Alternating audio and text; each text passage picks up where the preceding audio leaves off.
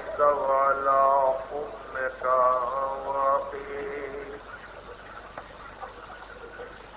السلام على الأئمة من ذريتك وبنيك. أشهد لقد طيب الله بك التراب وأوزع بك الكتاب. يا ابن الميامين الأطياب التالين الكتاب. عظم الله أجورنا وأجوركم. إنا لله وإنا إليه راجعون.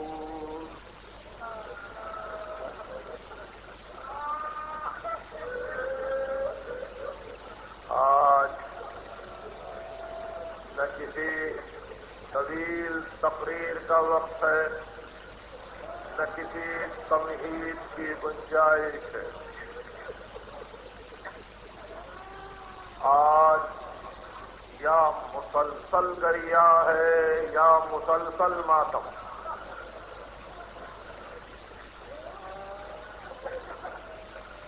مگر قبل اس کے کہ ہم اپنے عزیزوں کو خطاب کریں، اپنے گرد و پیش کے حالات کا تبصرہ بھی ضروری ہے. الحمدللہ تمام مسلمانوں نے عزم کیا ہے کہ وہ روز شہادت تنظیم کے ساتھ اپنے عقائد کے اعتبار سے مناسب طریقے سے منائیں گے. تمام روزنامے جو آج صبح ہم نے دیکھے انہوں نے صحیح معنی میں حق ادا کیا ہے اس دن کو منانے کا. جنگ، مشرق، حریت، وطن، ڈان، مارننگ نیوز، ان تمام اخبارات پر نظر گئی. سبوں نے اداریے لکھے اور دل ہلا دینے والے اداریے لکھے. ظاہر ہے کہ یہ وہ موقر روزنامے ہیں جن کو کسی کا لالچ نہیں، کسی چیز کی طمع نہیں. وہ ہمیشہ اعلان حق کرتے رہے ہیں، اعلان حق کرتے رہیں گے. ڈان نے تو ایڈیٹوریل کے بعد اتنے اہم مضامین آج شائع کیے ہیں کہ ان کا محفوظ کرنا ضروری ہے. مارننگ نیوز کا اداریہ تاریخی اداریہ ہے اور جو الفاظ مدیر محترم نے چنے ہیں وہ قابل داد ہیں.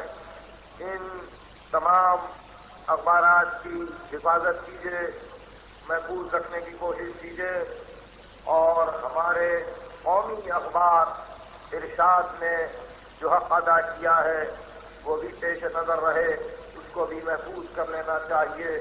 ایک مستقل کتاب خانہ ہو سکتا ہے. جتنے حسین نمبر ہر سال نکلتے ہیں اگر ان کو آپ شروع سے جمع کر لیتے تو آج آپ کے پاس ایک مستقل لائبریری ہوتی. بہرحال یہ بھی ایک اچھا شغل ہے. عزیزان گرامی، آج ہم جلوس کی صورت میں ایرانیان تک جائیں گے. شام غریبہ کی مجلس ہوگی. ہر سال کی طرح اس سال بھی یہی عرض کرنا ہے کہ عزیز نظم و ضبط کا خیال رکھیں، اپنے گرد و پیش کو دیکھیں. کوئی ایسی بات نہ ہونے دیں کہ جہاں یہ محسوس ہو کہ ہم گریہ و ماتم کے علاوہ کسی اور امر سے بھی تعلق رکھتے ہیں۔ آج اخلاص کے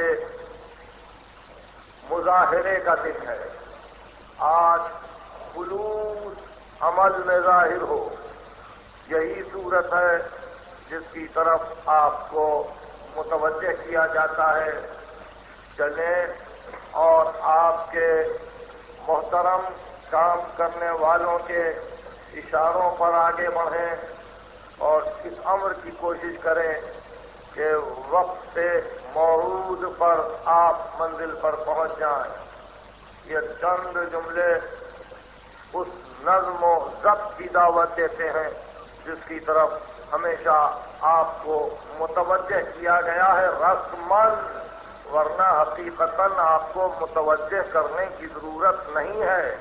اگر یوں بھی تقریر ہو جاتی ہے بغیر ان جملوں کے تو یقیناً فرض ادا ہو جاتا، لیکن ضرورت اس امر کی تھی کہ کم از کم دنیا یہ جان لے کہ آغاز ہی میں نظم و ضبط کی دعوت دے دی گئی ہے۔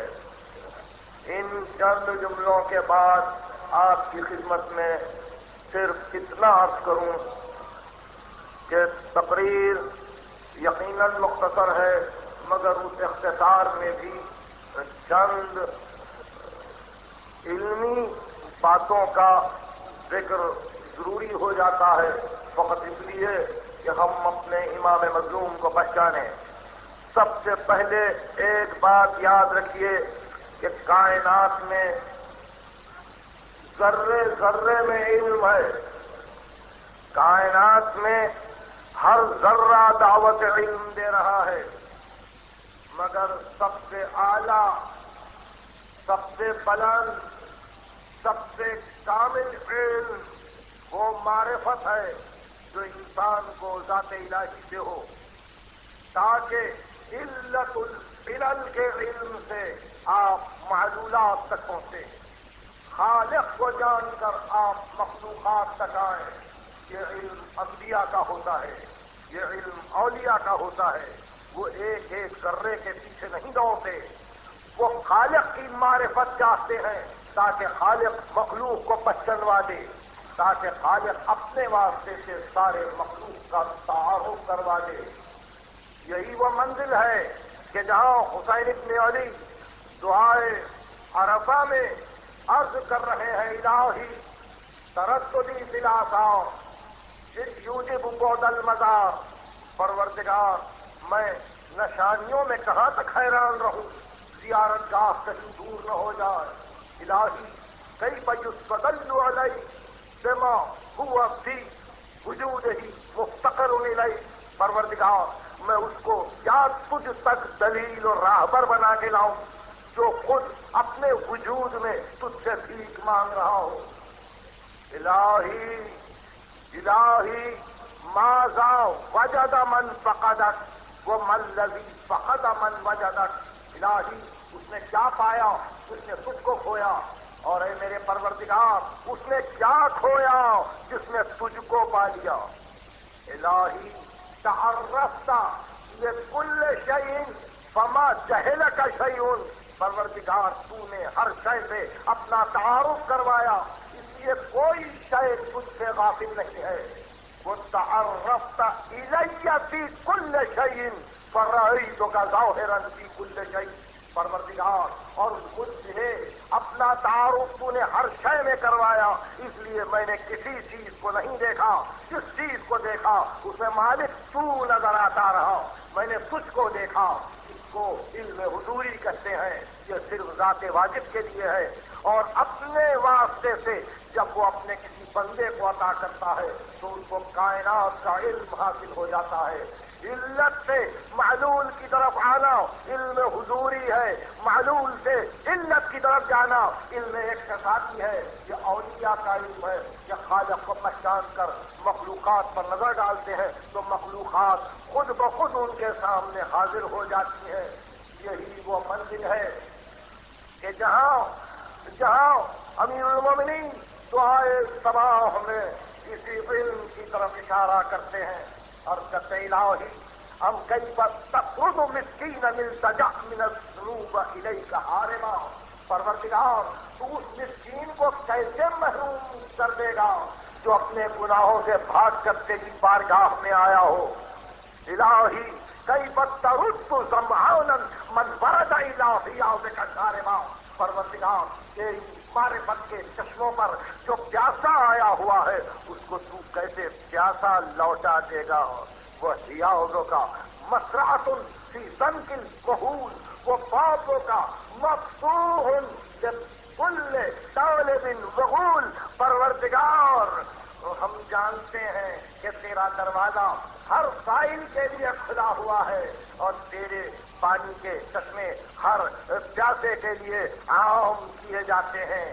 یہ وہ منزل ہے معرفت الہی کی کہ جہاں ایک ہی گھرانہ فائز نظر آتا ہے، یہاں ملوکیت حیران ہے، یہاں شہنشاہی نادم ہے، یہاں بڑے بڑے عقلاء حیران ہیں، یہاں بڑے بولنے والے گونگ ہیں، یہاں بڑی عقلیں پریشان ہیں۔ یہ وہ منزل ہے کہ جس مقام پر صرف وہی ایک گھرانہ نظر آتا ہے جو بہترین اولین و آخرین ہے، سلالے موجودات ہے، اور اسی وجہ سے ہم جس کے لیے آج جمع ہے وہ وارث آدم بھی ہے، وہ وارث نوح بھی ہے، وہ وارث ابراہیم بھی ہے، وہ وارث موسیٰ بھی ہے، وہ وارث عیسیٰ بھی ہے، وہ وارث محمد بھی ہے۔ ہزاروں برس کی کوشش آج میدان کربلا میں مقابل ہے اس طاغوتی قوت کے جو آدم سے لے کے مسلسل یہ کوشش کر رہی تھی کہ بہر صورت انسان کو دھوکہ دیا جائے، انسان کو تباہ کیا جائے۔ ایسی طاقتیں ٹکرا رہی ہیں انسانی اقدار کے ساتھ، اور یہی وہ الفاظ تھے جو مارننگ نیوز کے ایڈیٹوریل میں آئے۔ عزیزان گرامی، ہم یقیناً ایسے موقع پر جب اپنا محاسبہ کرتے ہیں تو پتہ چلتا ہے کہ صحیح راستے کو اختیار کیا ہے۔ ایک بہتر کامل انسان کی قیادت ہم نے قبول کی ہے، وہ جس کے لیے بظاہر موت نہیں، وہ جس کے لیے گمنامی نہیں، وہ کہ جو محتاج نہیں زمر کا کہ کوئی اس کی تصویر کرے۔ میں نے گفتگو ختم کی چاند محرم کا دیکھ کر یہ خیال تھا کہ پہلی کو روئیں گے، دوسری کو ماتم کریں گے، تیسری کی مجلس میں دل بھر کے روئیں گے۔ دن گزرتے چلے، کھڑیاں گزرتی چلی، سال بھر سے انتظار تھا محرم کا، وہ آیا محرم۔ مہینہ بھر باقی ہے، 20 دن باقی ہے، 10 دن باقی ہے، چاند نکلا اور ایک مرتبہ ہم یہ سمجھتے رہے کہ ابھی تو وقت ہے، ابھی تو وقت ہے۔ اب تم ہی بتلاؤ اب کتنا وقت رہ گیا، تم ہی بتلاؤ اب کتنا وقت رہ گیا۔ اب کون سی بات ایسی ہے جو اس دل کو تسلیم دے کہ چلو ابھی وقت ہے، ابھی وقت ہے۔ مہمانوں کو آج رخصت کرنا ہے نا، آج تو خاص اڑے گی عزا خانوں میں، وہ عزا خانے جو ہر ایک آپ میں سے اپنے گھر میں رکھتا ہے، وہ عزا خانہ آپ کے پاس آپ کے بچے علم، تعزیے، تابوت، نشان یہ سب آمادہ رکھتے ہیں اپنے عاشور خانوں میں، یہ سب ہر گھر میں پائے جاتے ہیں، مگر آج وہاں گرد ہے، غبار ہے، مٹی ہے۔ ایسا معلوم ہوتا ہے کہ ایک کربلا نہیں ہر دوست کا گھر اجڑ گیا، ایک کربلا نہیں ہر گھر دوست کا گھر اجڑ گیا، ہر چاہنے والے کے گھر میں آج اداسی ہے، حیرانی ہے۔ بہرحال آپ کے ساتھ الہی برکتیں ہیں، آپ کے ساتھ الہی عنایتیں ہیں۔ خدا کرے کہ آپ اسی طرح سے ہر سال محرم کرتے ہیں، خدا کرے کہ اسی طرح سے ہر سال آپ کے پاس سید الشہداء آتے رہیں اور اسی طرح سے آپ خدمت بجا لاتے رہیں۔ بہرحال اب جب کہ ہم ایسے موقف میں ہیں کہ آخری مرتبہ اس منزل سے سید الشہداء کو سلام کریں تو یقیناً صابر پر سلام، مظلوم پر سلام، بے کس پر سلام، مسلسل رونے والے پر سلام، مسلسل لاشیں اٹھانے والے پر سلام، مسلسل زخمی ہونے والے پر سلام، آقا غلاموں کا سلام، دور دور سے جمع ہے مولا، آج فقط سلام کا دن ہے مولا، آپ تنہا نظر آ رہے ہیں، عباس کہاں، علی اکبر کہاں ہے، اور محمد کہاں ہے، قاسم کہاں ہے مولا، کیا بات ہو گئی، یہ گھر کیسے ویران ہو گیا۔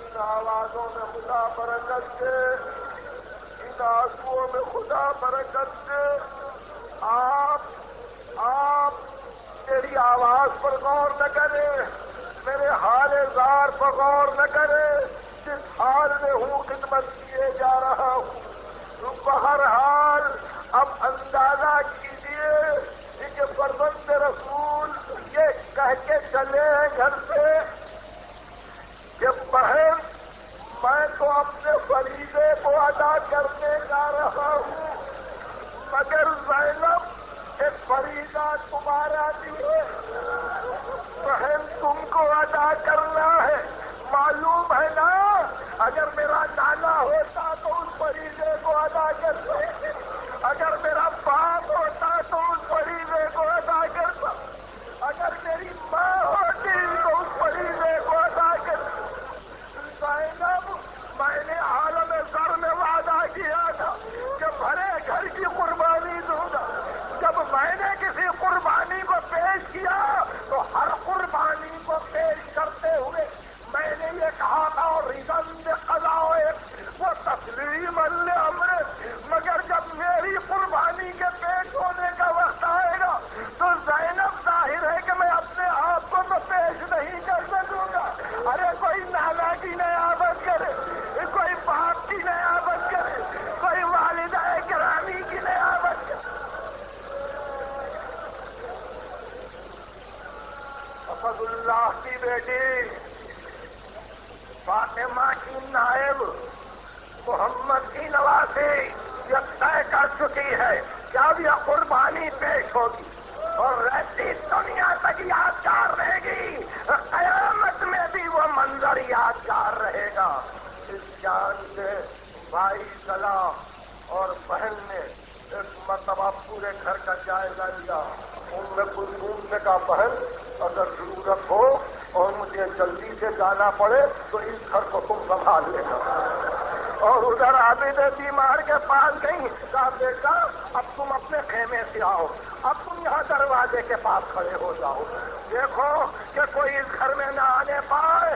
اسد اللہ کی بیٹی انتظام کر رہی ہے، اب تک عباس انتظام کرتے، اب تک علی اکبر کا انتظام، آئے کیا ہو گیا؟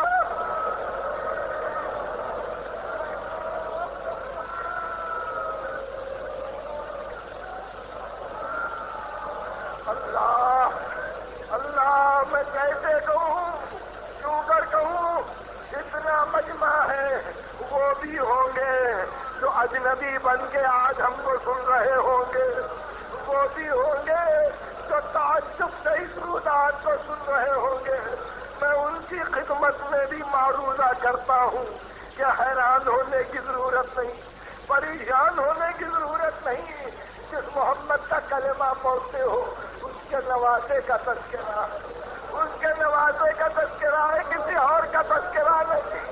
آؤ دعوت عام ہے، آؤ دعوت عام ہے، سنو حسین چلے،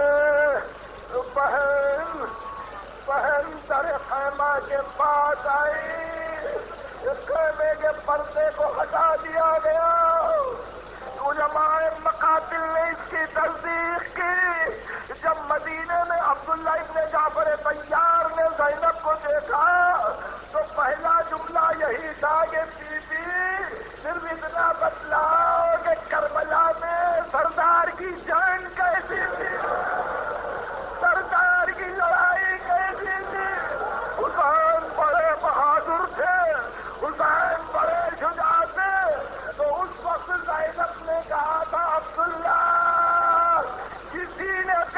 ایسی لڑائی نہیں دیکھی سوا زینب کے.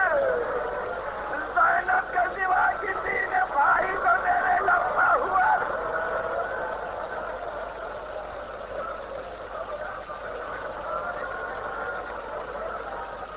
اللہ اللہ اتنا مجمع ہے قربان رسول. یا لیتنا کننا معک.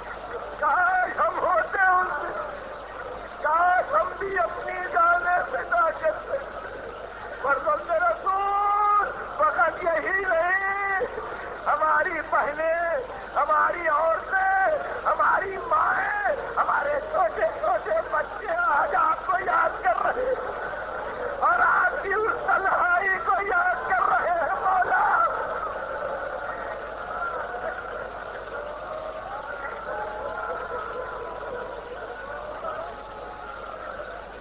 حسین ابن علی چلے.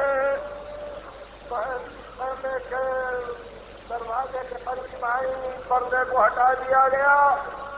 خود کہتی ہے عبداللہ سے, عبداللہ میں نے بھائی کی جنگ دیکھی. صبح سے حسین اس لیے نہیں لڑے تھے کہ کہیں انصار کو اور عائشہ کو یہ خیال نہ ہو جائے کہ آج امام لڑنا چاہتے ہیں اور فتح لازم ہے, ورنہ کربلا کا نقشہ بدل جاتا. اس لیے جب سب مر گئے اور آخری رخصت لے کر حسین چلے تو رکابوں میں پاؤں دبا کر پشت ذوالجناح پر بلند ہو گئے. بلند ہو گئے. بھائی نے بھائی کی لاش کو دیکھا, کہا عباس اب ہم لڑیں, عباس اب ہماری لڑائی کا وقت. یہ کہہ کے تلوار کو کھینچا. میں نے حملہ کیا, میں نے حملہ کیا. الفاظ لشکر کو بھگاتے چلے. لشکر سے آواز آئی, الامان الامان ابن رسول اللہ. حمید ابن مسلم کہتا ہے کہ لشکر حصیل کوفہ سے ٹکرا رہا تھا.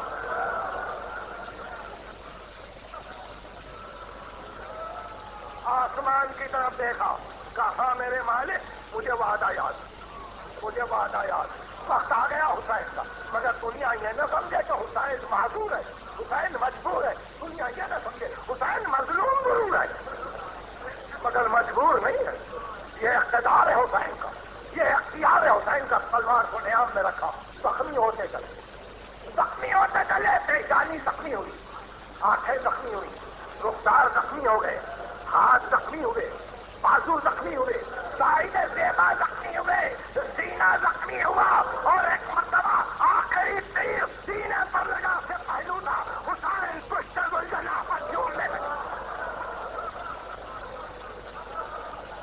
جھک کر ذوالجناح کے گردن میں ہاتھ ڈال دیے اور کہا ذوالجناح اب آہستہ آہستہ علی اکبر کے پاس لے جا کے اتارا.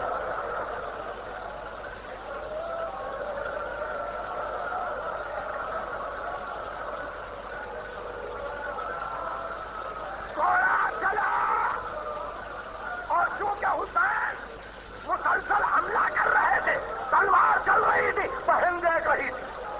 اور جب حسین گھوڑے پر چھپ گئے, اب بھائی بہن کو نظر نہیں آیا.